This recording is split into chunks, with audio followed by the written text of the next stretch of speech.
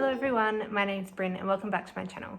Here on Brin Darcy, I usually talk about life and study at the Australian National University in Canberra, here in Australia, but lately I've been making some interesting videos about my gap year experience when I lived and worked overseas. In today's video, I am going to be sharing with you some of the places that I really think you should visit in London, especially if you're just going for a few days or on a gap year, say. And I have also included the map that I used for one of my daily walking tour-esque things, but I obviously had to use public transport to get in between these places because some of them were quite far away. But yes, I hope you enjoy the video and please stay tuned for more travel videos. I will also be filming one about Scotland in general, one about Paris, one about Seville, and that's it, I think. Yeah. Or also maybe one about Berlin. Depends. But yeah, those are the videos that will be coming up in the next few weeks. So please keep your eyes peeled and I will link the playlist above if you are watching this video a little bit later, in case you're interested in watching more of my gap year videos. So let's go on to the video. So first of all, I am going to list the 20 plus places I think that you should visit if you are heading to London just for a short stay, for a few days, maybe a week.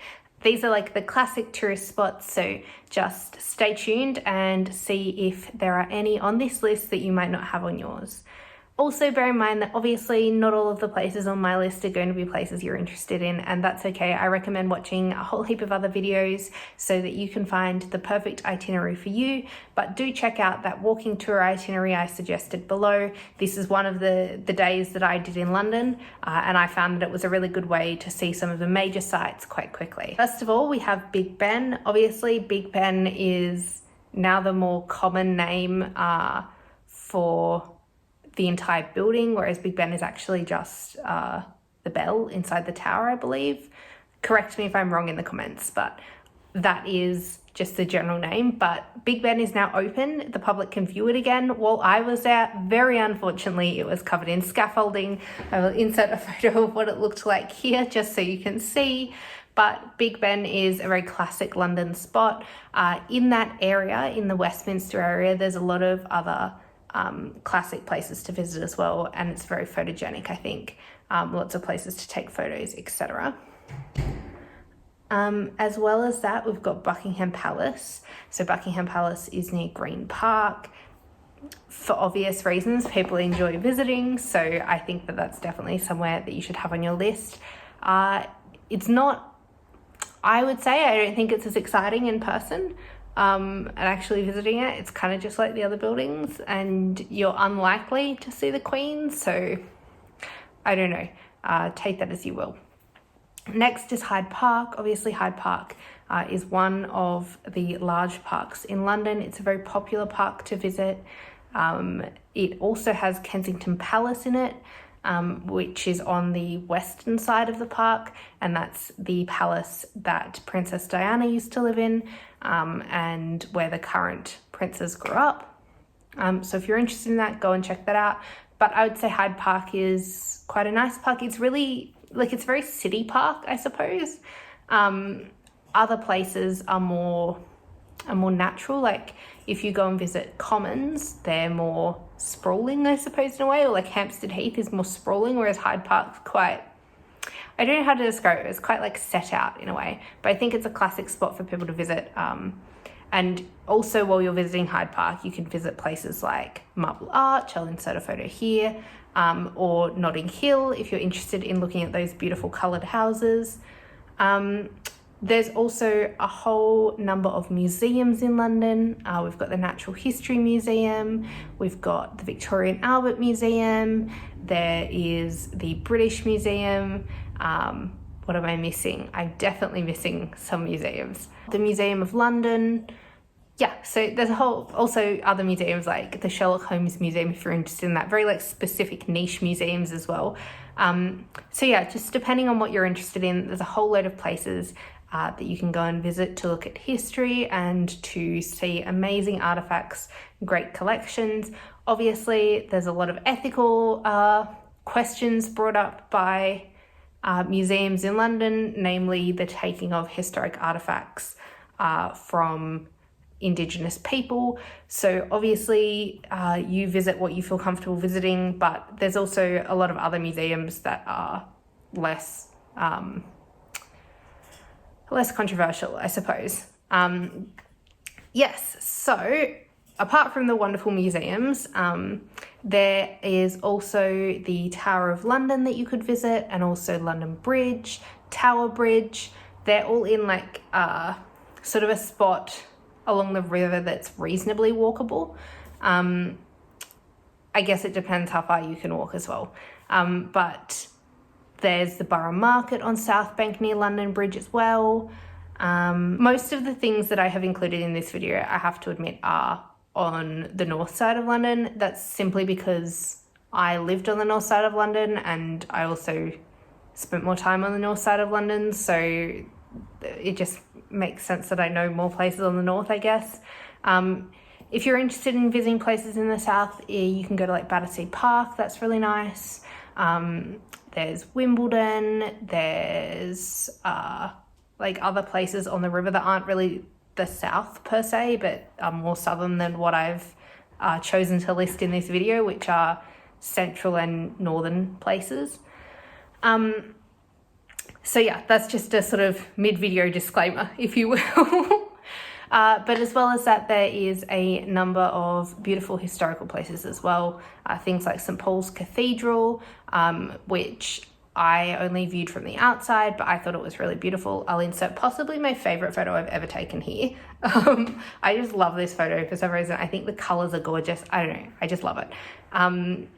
But there's also places like Trafalgar Square, Westminster Abbey, the Palace of Westminster. As well as that, you can visit Oxford Street, which is amazing for shopping and just general like sort of department stores, I suppose.